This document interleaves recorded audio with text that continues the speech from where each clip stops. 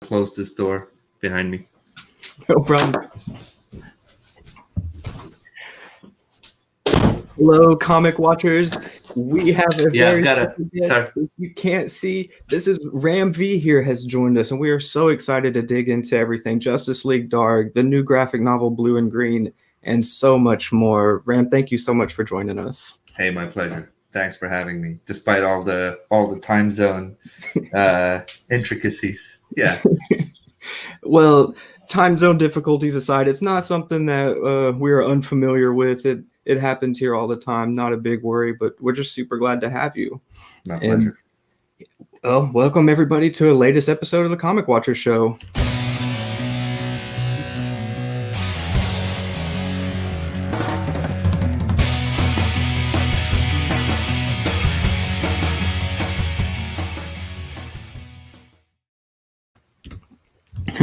All right, so as you can see, our usual host Matt has stepped out right now. We're hoping he can join soon, but if not, it looks like you're stuck with me today. My name's Nicholas. Again, with us is Ram V, writer of Justice League Dark, Catwoman, so much more. Ram, thank you so much for having us. Yeah, my pleasure. My pleasure to be here. Definitely. So you've been really busy lately. I mean, with comics, as busy as you can be in the state of the industry, I feel like, and it feels like you're coming up in a lot of exciting ways, pushing the forefront of comics. What's the year been like for you? Yeah, I mean, as you said, it's been a busy year, and people kind of tend to forget sometimes that I'm relatively quite new to comics. Like my first self-published book, which is called Black Mamba, came out in 2016. So it's only really been 4 years that I've been making comics. And I was talking about this with someone else yesterday. I said, you get to that point where all of a sudden everybody finds out about your work and they enjoy what you do. So you get editors and readers all interested in what you're doing. But you don't know what your limitations are. And so, considering I've wanted to write since I was 13, and I only just started kind of looking at it professionally. I just said yes to everything. People can say, "Hey, do a book for us." I'm like, "Yes, do a book for us." Yes, and I suppose this is a result of that, because I've been quite busy on the DC work aside. Yeah. That keeps me busy in itself. I'm writing 2 ongoing series and a third one in the works, if you will. And so that itself it keeps me busy. But I also had commitments to doing creator-owned books at multiple publishers. And so that has kind of put me in a place where I'm having to go, okay, guys, I can only write so much in a month. So we're going to schedule this according. I mean, it's a thing to be learned. It's a thing to do, but it's a good problem to have, and I'm glad I have it. So, yeah, absolutely. And especially with the level of work that you're putting out, it's just really exciting that you are so busy, because we're getting tons of great content. And I think right now what's on everybody's mind here at Comic Watch is your work at Justice League Dark. Mm-hmm. It's been really exciting since it took off from the Witching Hour, the Witching War with James Tynion IV. Yeah. And you co-wrote with him for a few issues, if I'm not mistaken, and then kind of segued into just taking over the series. So you could talk a little bit about what's that process been like for you, and how's it going now?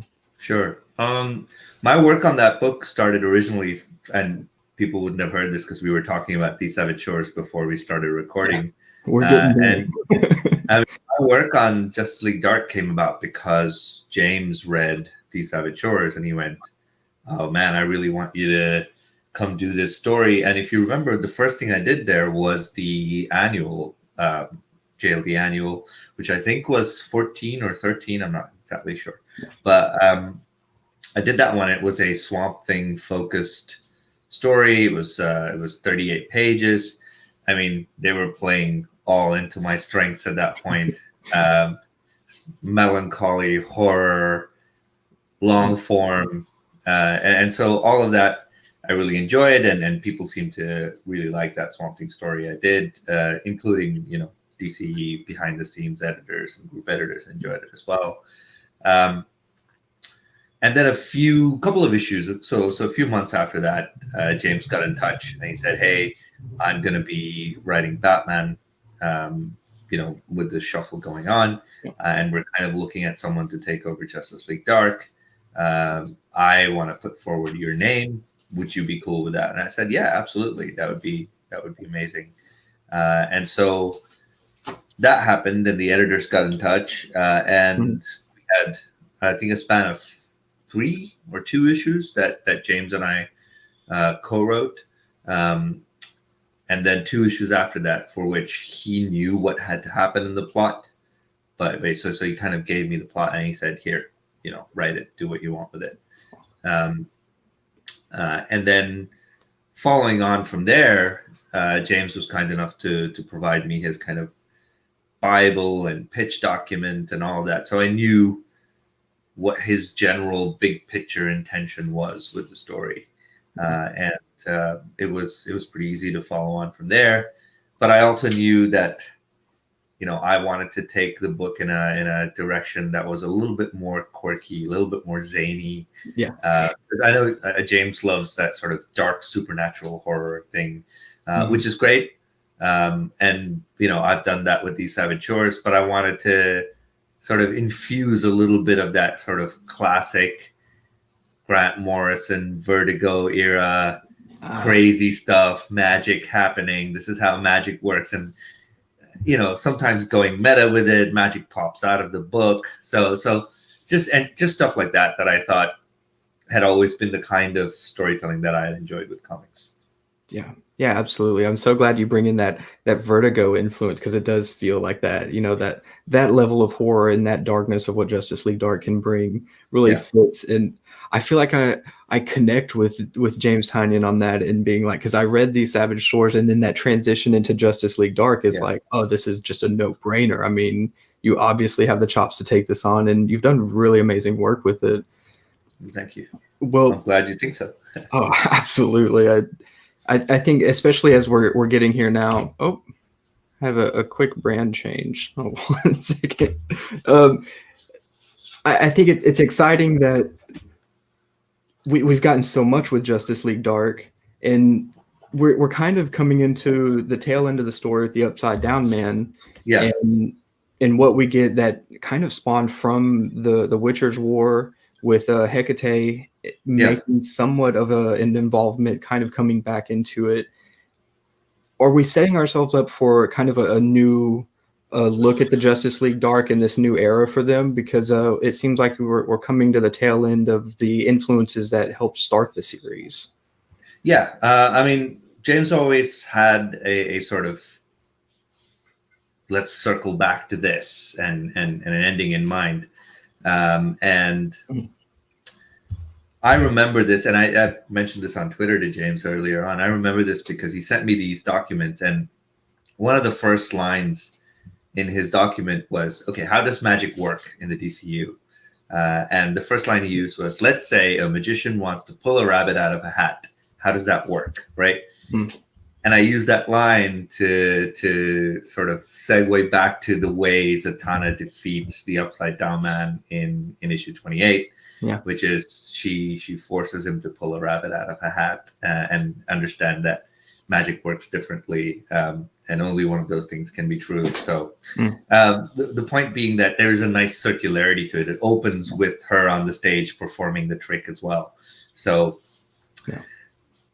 I felt, and you're absolutely right. So that arc is coming to a culmination, but the team is still here, and there will be some changes. Part of them as a result of the greater DCU events that are likely to happen, and part of them because I went, okay, it's time for a change. I want to bring some characters in that I feel I have interesting things to do with and say about, and I think that's a nice way to segue into Future State, which is coming up in Jan and Feb, and a lot of people are like, is it part of the continuity? Is it not? Is it an event thing? Is it separate? Does it have?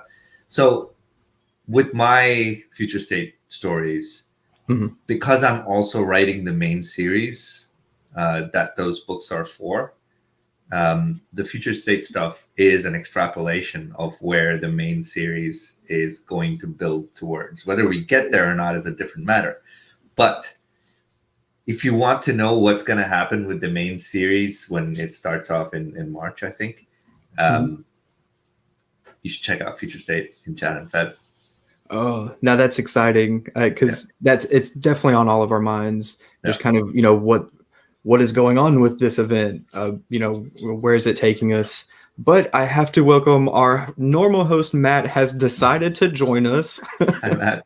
Hi, Ram. Yeah, sorry about it. I mean, so everyone knows, it's my fault. I screwed up the time zones.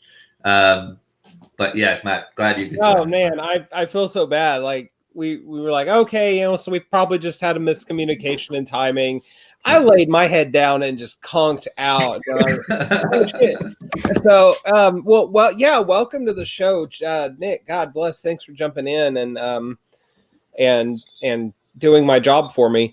I came in mid-conversation, but it sounds like you're confirming something that's been kind of foremost on my mind, what with us not knowing, excuse me, what's happening post-Future State is that Justice League Dark will continue, and you are continuing to helm the reins. I know there's a lot you can't say about what's going to happen.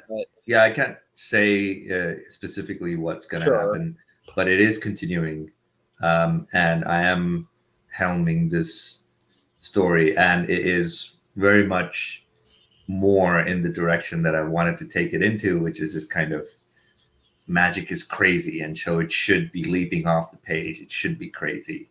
And that's a relief for me, because this transition from Tinian to you was seamless.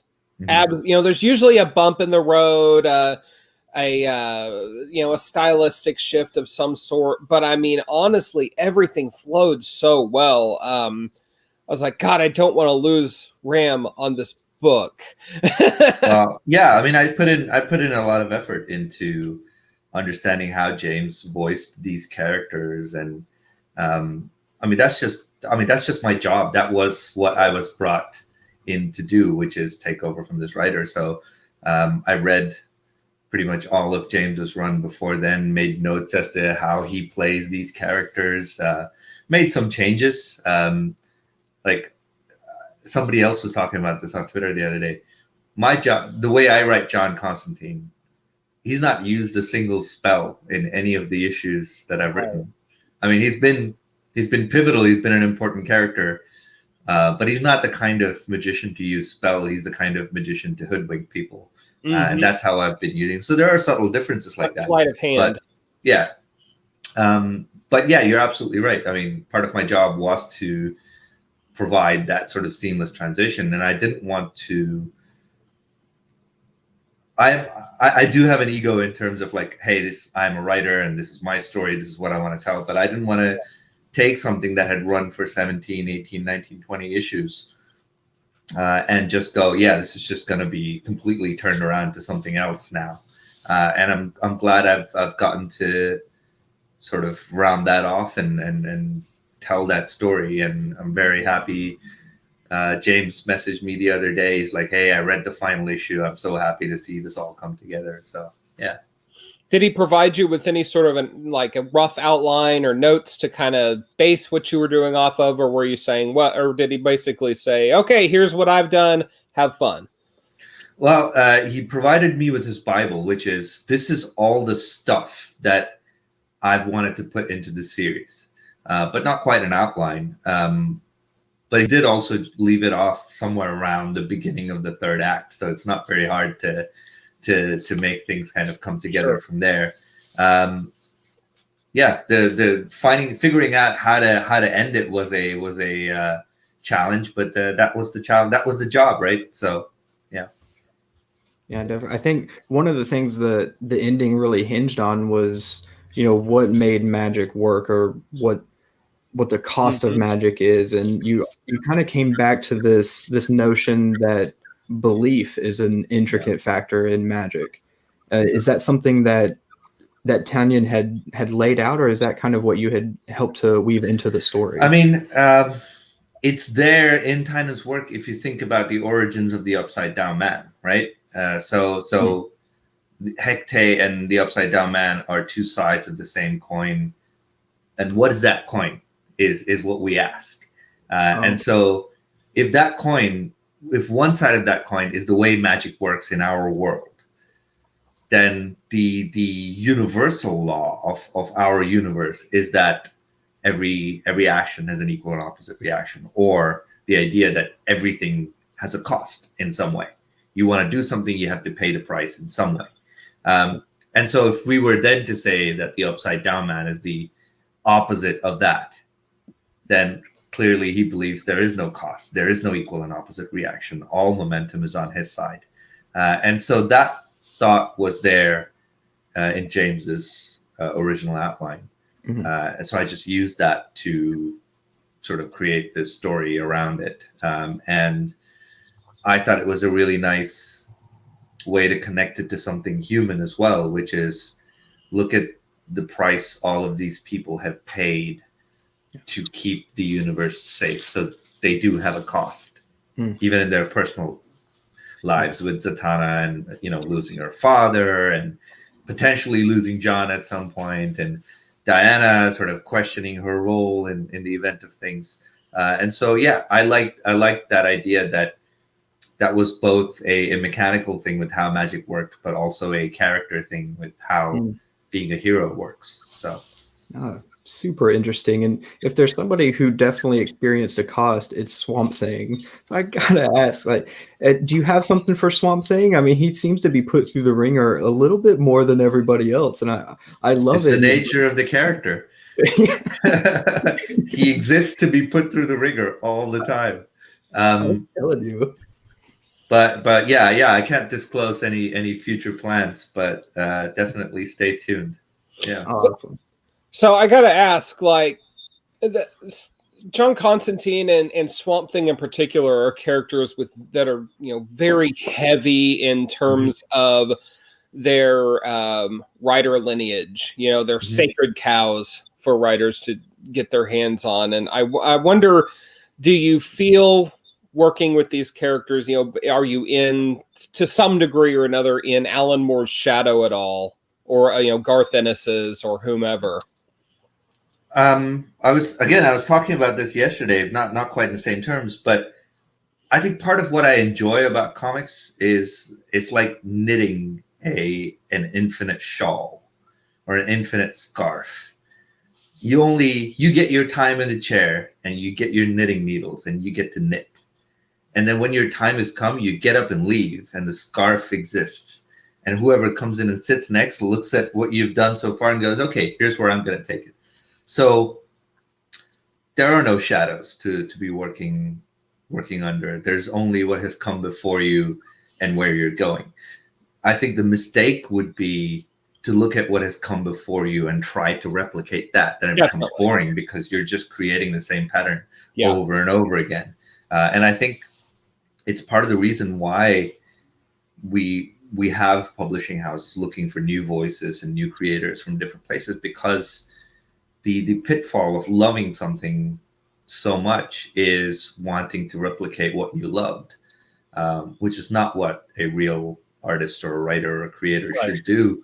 They should be going, okay, where do I take this? What is my contribution to the infinitely long tapestry of comics? And so I look at Alan Moore's work and I go, okay, why was this successful?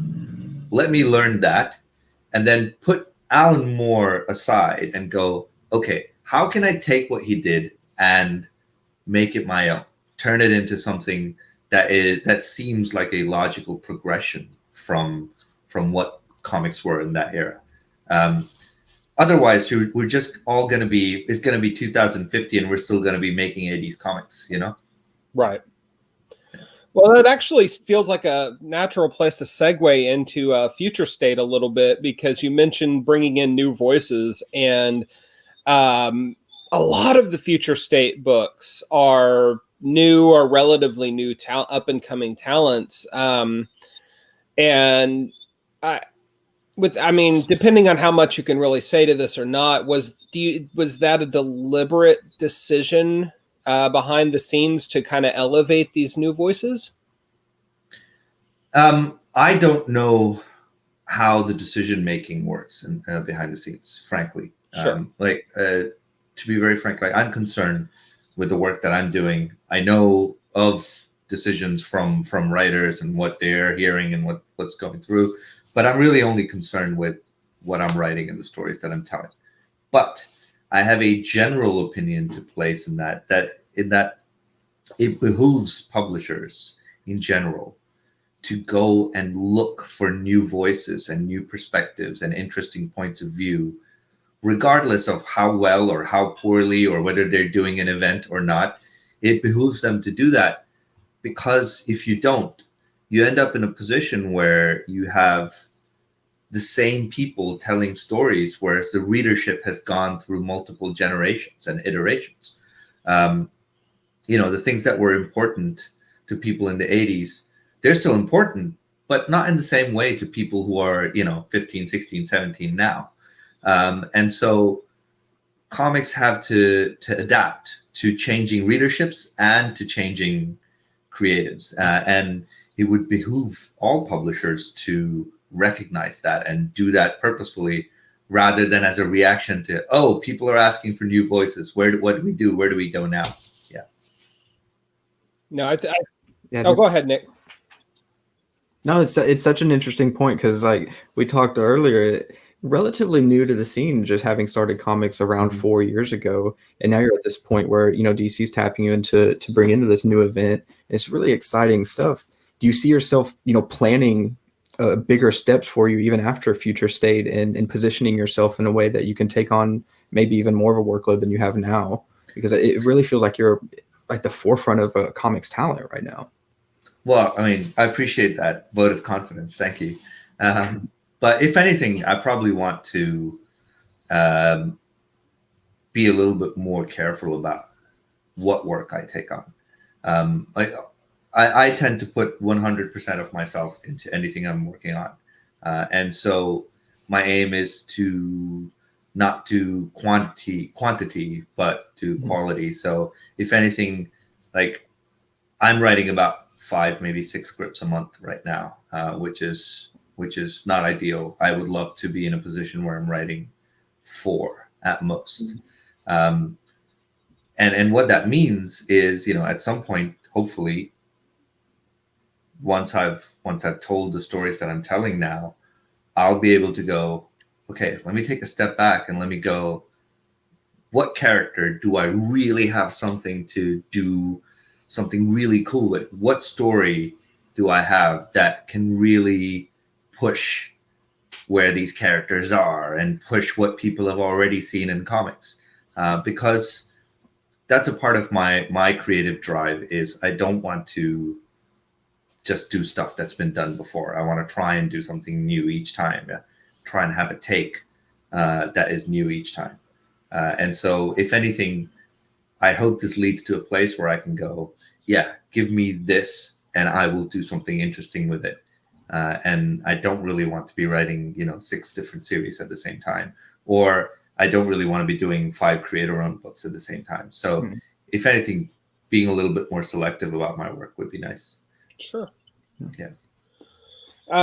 So you've actually had a really good balancing act of juggling between creator-owned work and mainstream books like Catwoman or Justice League Dark. What kind of inherent strengths come with each one? Like, what are the differences for you in your approaches? I think the challenges are different. They both have their strengths and weaknesses. Sure. Obviously, the creator-owned stuff, my playground, my rules, I get to do whatever I want, which is always creatively exciting. You get to do things with format, you get to do things with page counts, pages, panel structures.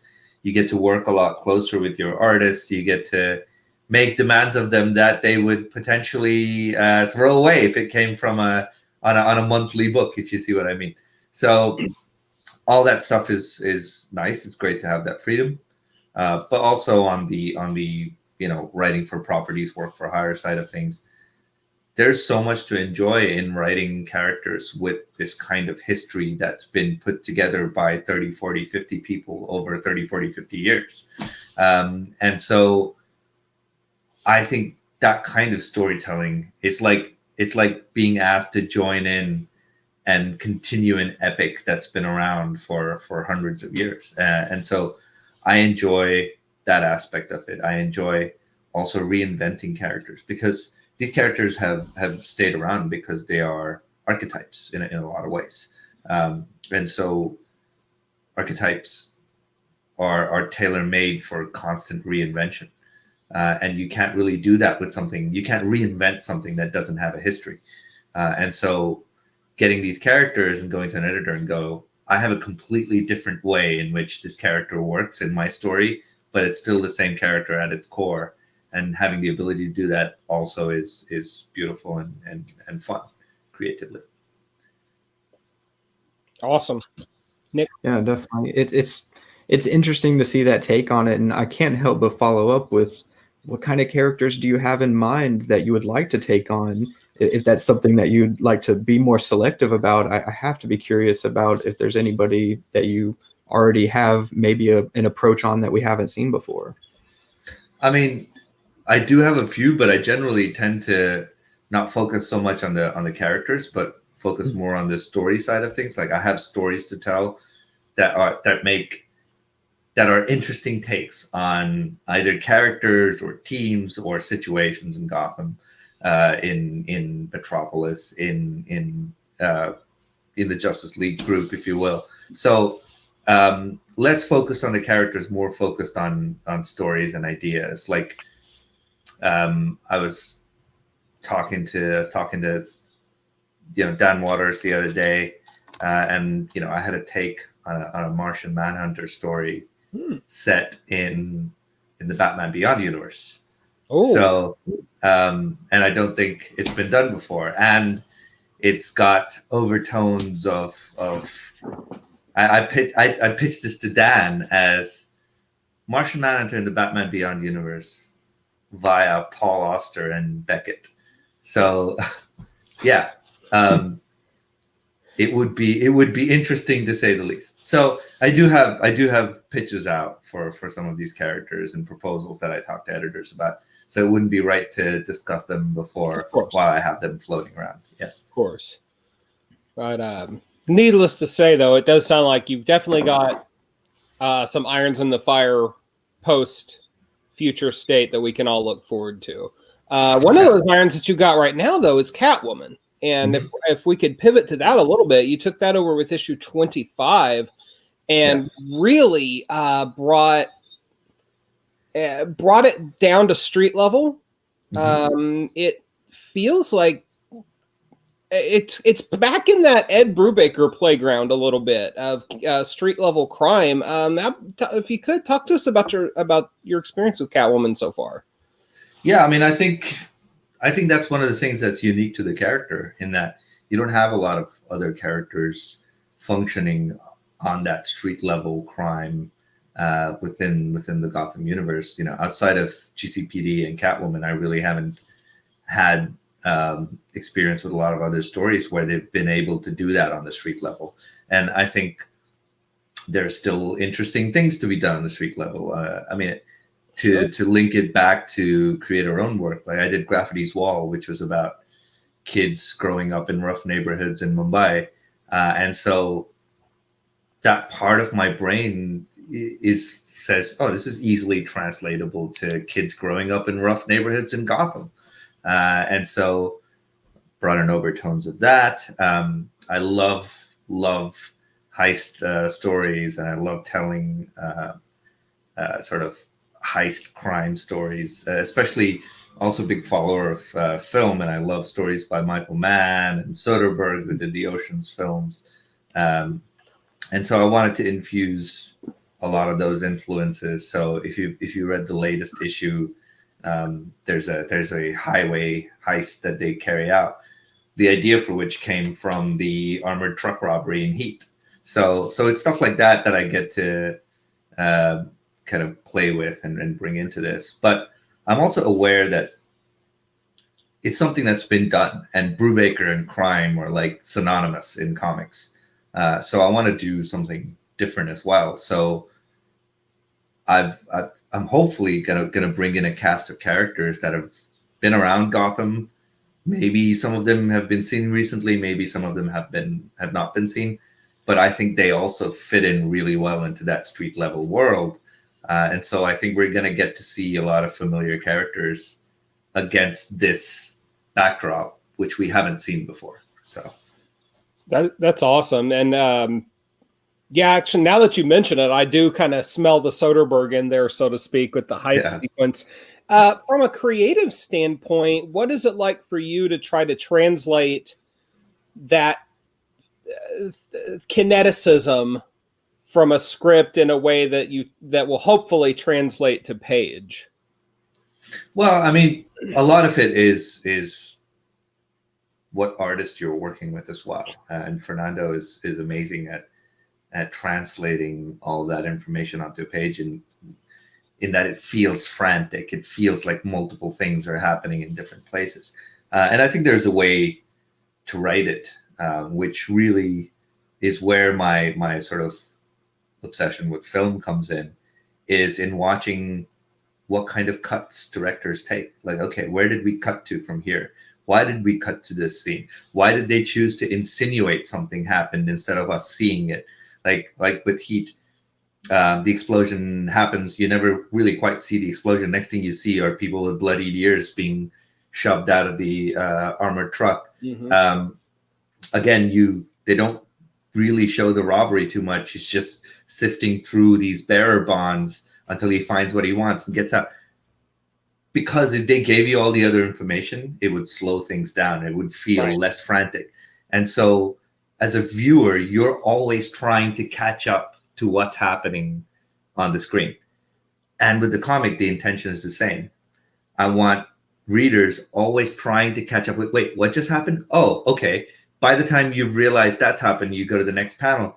I'm wanting you to make another leap in terms of, oh, so this must have already happened in between the two panels, and I'm picking that up.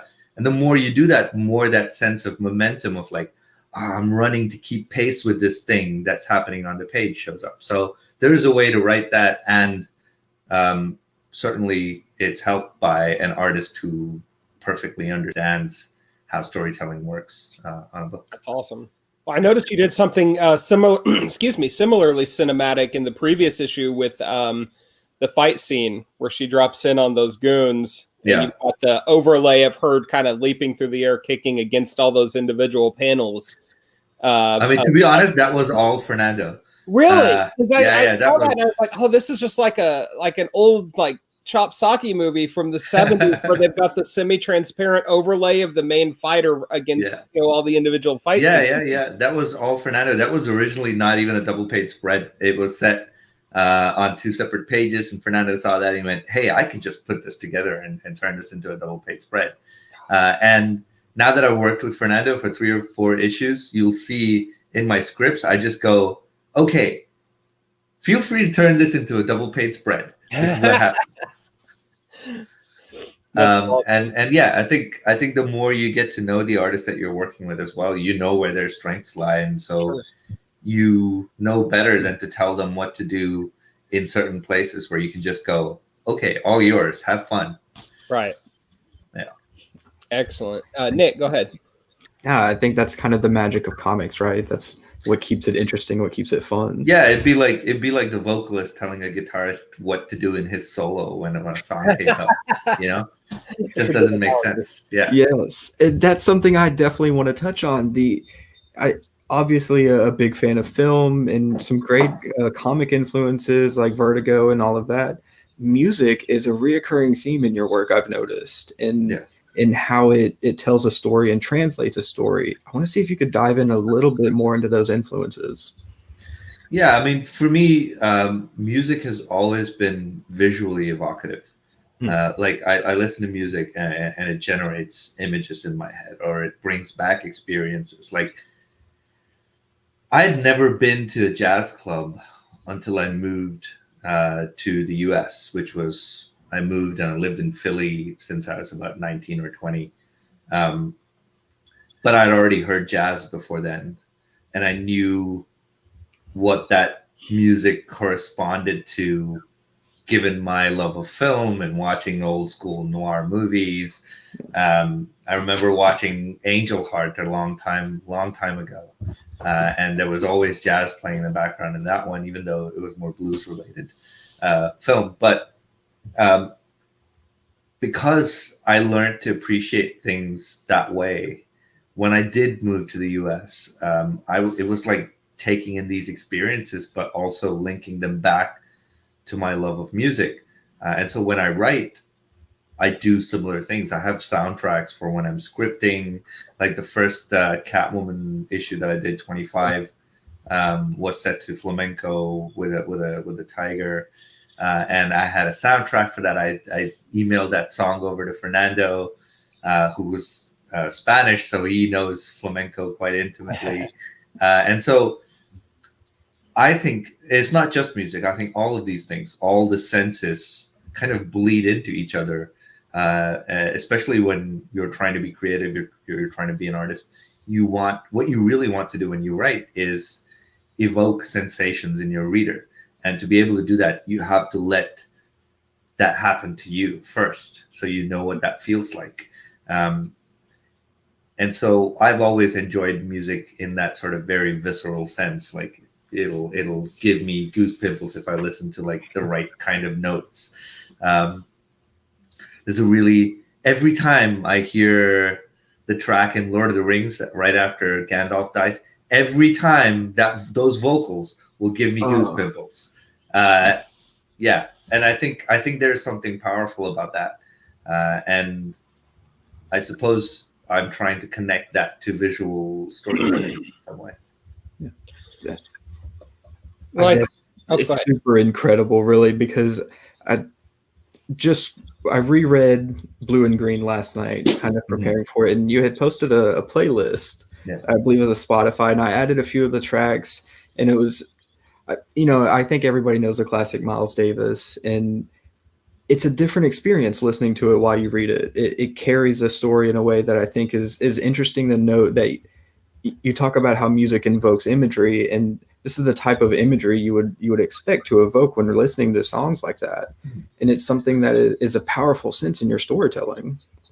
Yeah, and part of the reason I wrote Blue and Green is this kind of obscure need to explain to people why jazz is also haunting. Most people's experience of jazz is like lounge music, or it's stuff they've heard with Frank Sinatra crooning or Nat King Cole crooning, and all of that is perfectly valid and great. But there are parts of every tune that are unspeakably melancholy, that reach somewhere deep down and like really wring your heart, and it's easy to miss them if you're not trying to sit there and go, oh, that was a really strange note you hit there, and I wonder why you did it, or what that's trying to hit. Part of the reason behind writing Blue and Green was to go, okay, maybe if you read this and you have the song playing in the background, a song that you thought was a kind of happy, lovely, kind of slightly melancholic song, can turn into like, oh my God, this is really sad and deeply horrific on some level. And so I think there is stories to be told in that interplay between music and visual imagery as well, which is why music videos or films with musical soundtracks, they work so well, because there's something happening in between those things that's difficult to articulate. Yeah. So that's just incredible, because that was my experience. Jazz had kind of been more of the upbeat, technical music, and I've got a lot of experience with blues, Beale Street and all of that, and I associate that with the melancholy sense. But I didn't really get that out of jazz until reading Blue and Green and having the music on in the background. It carries a different tone. Yeah. And it was powerful in the sense that it carries the story in a different way that you really wouldn't get without that interaction with music. Yeah. And it's really like, this is the most joyous moment for a writer when a reader comes up and says, I had the exact reaction that you expected or you were hoping readers would have when they read this. Like, the other joyful thing has been hearing people come in and go, I know it's supposed to be horror, but there isn't really a lot of like visually horrific stuff happening in the book. But for some reason, I can't stop thinking about the book 7 days after I've read it. It gets under your skin, which is perfectly the kind of horror that I wanted to do. Like, I wanted to do horror in comics. I had this, and I did a Twitter thread about it as well. I have this belief that visual horror almost always works better in other mediums that do it better, frankly. Like, film does visual horror better than a comic book because jump scares are always going to work better in film than when you try to, again, VFX, monsters and gore are always going to look better on a TV screen than if you're doing them in a comic book. Very necessarily so, because film functions by trying to replicate reality and trying to tell you that this is part of the reality that you know, whereas comic books are trying to turn that into an impressionistic thought, where we're like, okay, we're not going to draw every single pore on this thing's tentacle, but the way Mignola draws a tentacle, you know what it is, and you're imagining it. But because of the way that works, I think visual effects will always work better in film. The kind of psychological stuff, which depends on interiority, will almost always work better in prose, because it's forcing you to experience it without having any kind of visual place to put your horror into. So what does comics do best? What comics does best is it works in juxtaposition. It places text and visuals next to each other, but really the story is in between those two things. And that's a very specific kind of horror, which is a horror of insinuation. I am insinuating enough for you to imagine the most horrific thing possible. And so because it does that, because your brain is what has created the horror, really, I feel like it stays with you longer if you do it successfully. Well, what you're talking about is what Scott McCloud referred to as the blood in the gutters. Yeah. You know, and I don't know that we've ever had a guest that articulated it so well as you just did. So, well, I mean, I'm taking that idea and actually going a little bit further. Blood in the gutters refers to, okay, panel A and panel B are juxtaposed, and everything happens in between. Yes. Take the same idea and go to, okay, a caption box on top of a panel is also juxtaposition. A page in a spread is also juxtaposition. And so everything in comics is anchored to the idea of what you're putting next to something else. Right. And just mind-blowing. And you go from that to me never listening to Miles Davis the same again. I think that is why I love comics. I hope I didn't ruin Miles Davis for you. Well, I mean, no, it makes it better, really, because like that's the horror that I never had found that appreciation for jazz in that sense. And I'm not sure that any other medium could have done that in a way that you pulled off so well in Blue and Green. Okay. Yeah. But I mean, if we wanted to take that a step further too, the placement of the words within the panel, also absolutely impacts the absolutely. flow or the experience, whichever you prefer. So the number of times I'll have a discussion with Aditya, who's my letterer on most of my creator-owned stuff, and go like, no, I think this needs to go to the bottom of the panel because I think the readers need to see what's happening in the panel before they read the words. Or in other cases, this needs to go at top because I think you need to read this before you see this. And so, yeah, absolutely. Every part of juxtaposition, every layer of juxtaposition is important in comics. Right. I mean, and just to put it out there, letterers get so little credit compared to what they should get. And yeah, I mean, to be honest, it's a band. You can't. I mean, yeah, drummers get the short stick each time, but you you can't take Ulrich out of Metallica. You can't take Danny Carey out of Tool. You can't take Buddy Rich out of his band. You know, it's all important. It's all art, and it all takes insurmountable amounts of hard work and dedication to do well.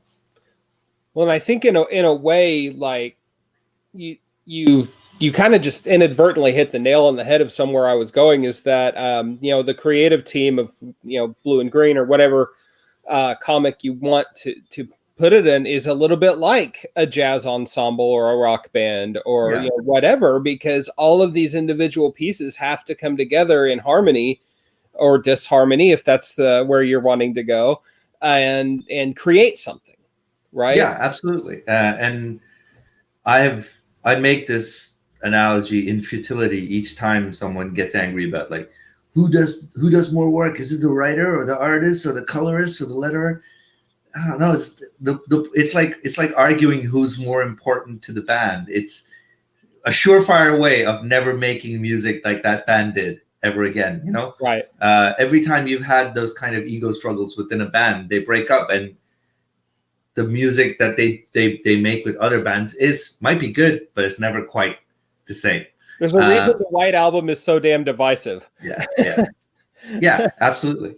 So I think making comics is less of a conveyor belt of linearity and more of a jam session with multiple musicians coming together to create a song. You will never look at the song and have a full sense of who did what, as you shouldn't. No one should be able to listen to a song and go, oh yeah, Kirk did this bit and Ulrich did this bit and Hetfield did this bit. You should never be able to do that. You should listen to a song and go, I see what the individual parts are, but the sum of them is greater somehow. Right. And that's where the beauty of it lies. Yeah. Definitely. So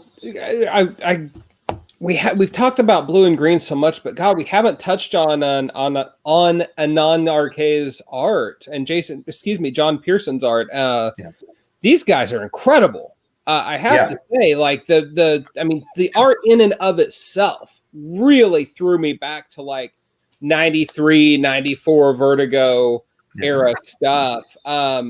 Just in the way that it felt, but also the choices of color palettes and what did or didn't get focus for detail and feature versus trying to evoke a more generalized theme was just incredible. Talk to me a little bit about how you and Anand came to work together. So this is Anand's second book ever. He wasn't into comics at all. He was a portrait artist in India, who had some interest in narrative storytelling. In fact, the first time we collaborated, he was like, "Nah, I don't think I'm gonna be. I'm a comics guy. I don't think I'm gonna be making a lot of comics, to be honest. I'll try it for an experience with you." And then now we're working on our third book together, and it's just that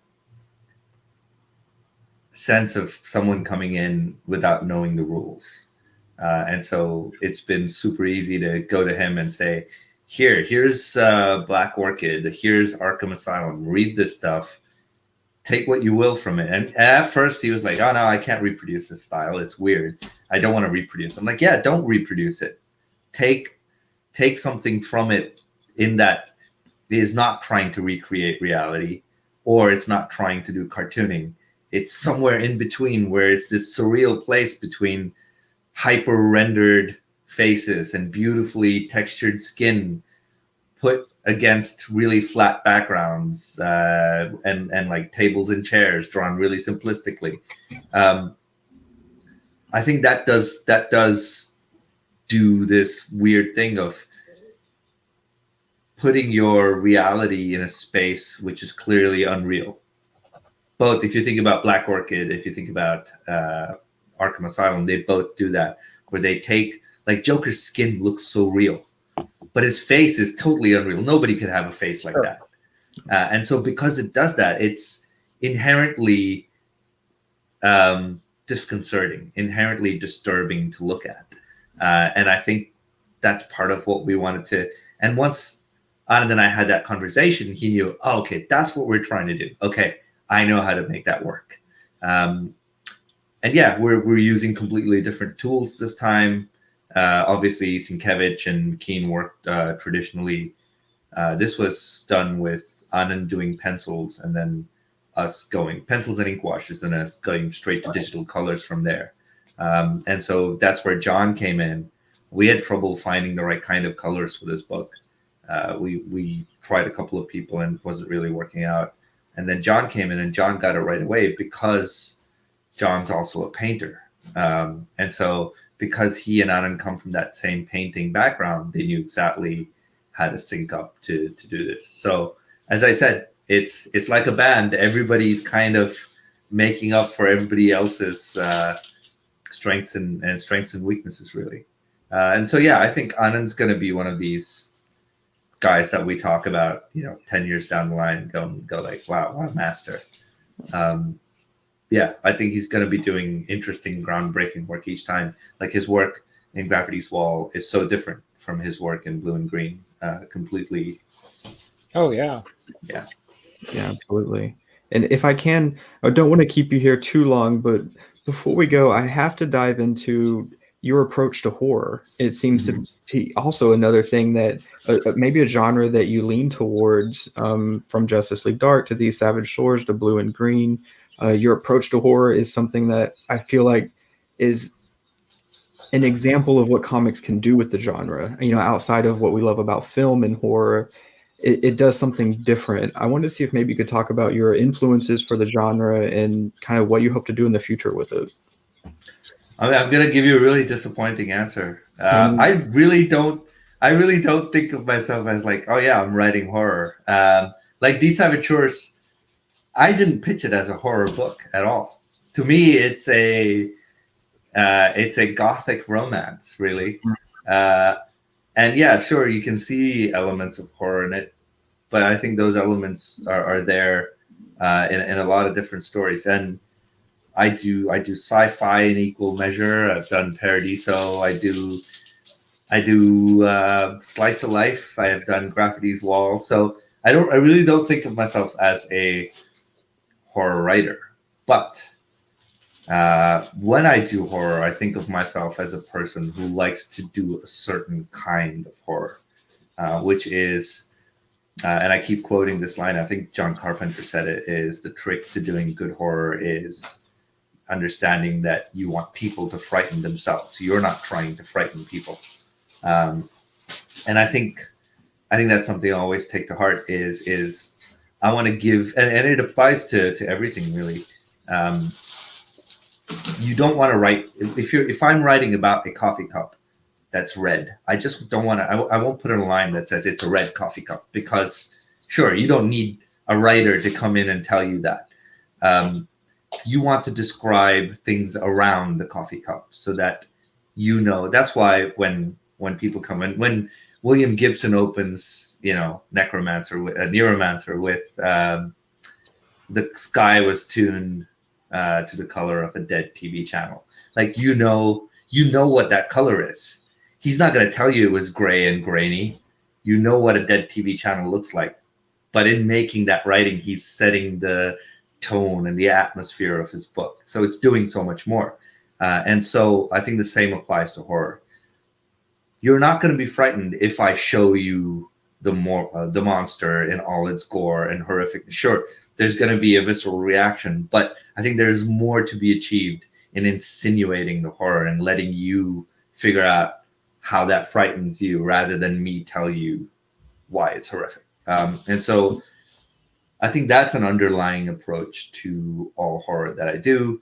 I'm also intrinsically focused on people, on horror, kind of reflecting back on very fundamentally human things. And so I don't get the kind of gore focused slasher movie horror. I mean, I know it's a genre, but it's just not my thing.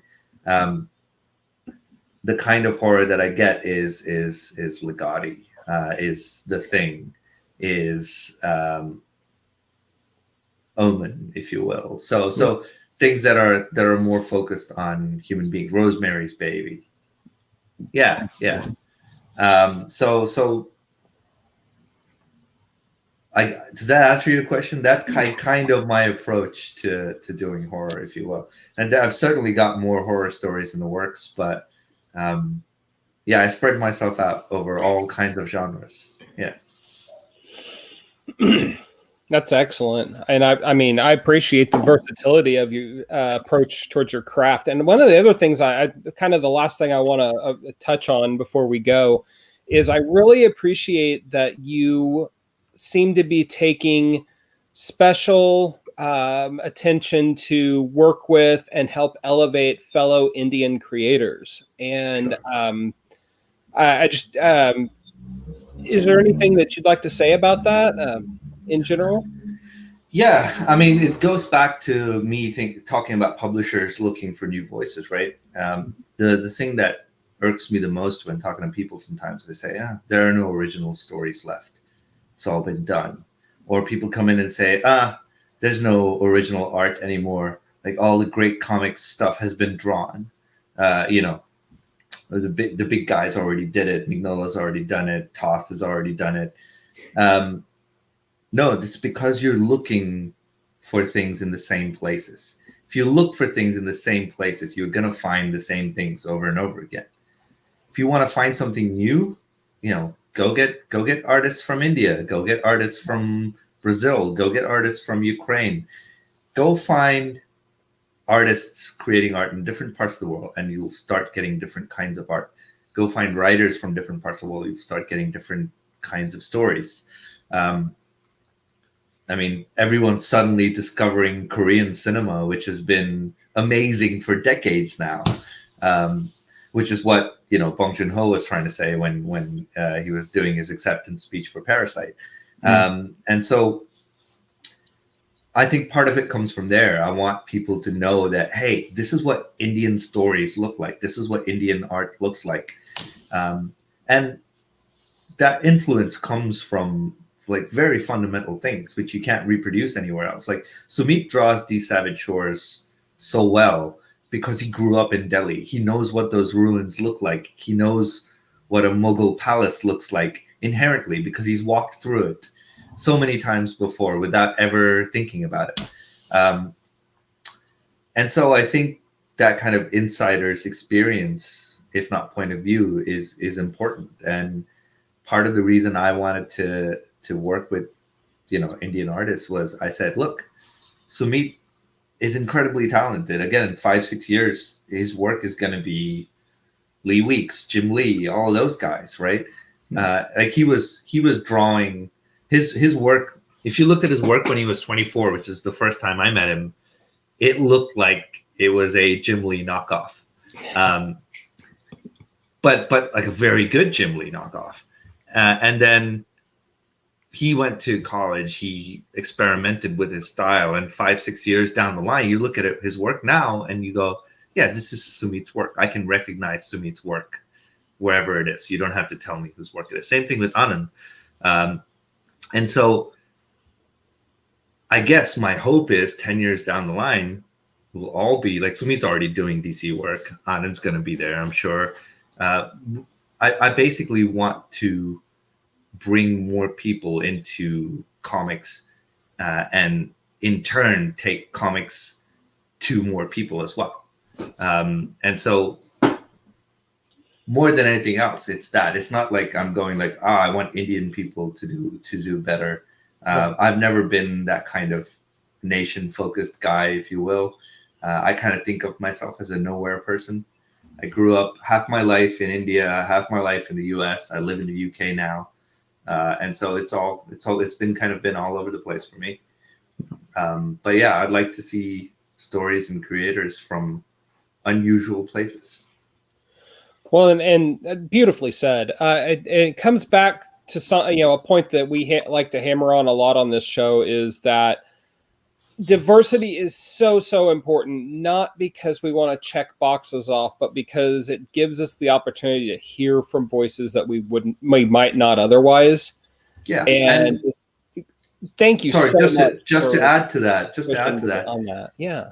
It's evidenced in the world, right? The Sure. places that art comes out of, that historically, if you go back and look at places that created paradigm shifts in art, paradigm shifts in science, paradigm shifts in societal thinking, it all came from places where a bunch of different scientists from a bunch of different places were all in the same place at the same time.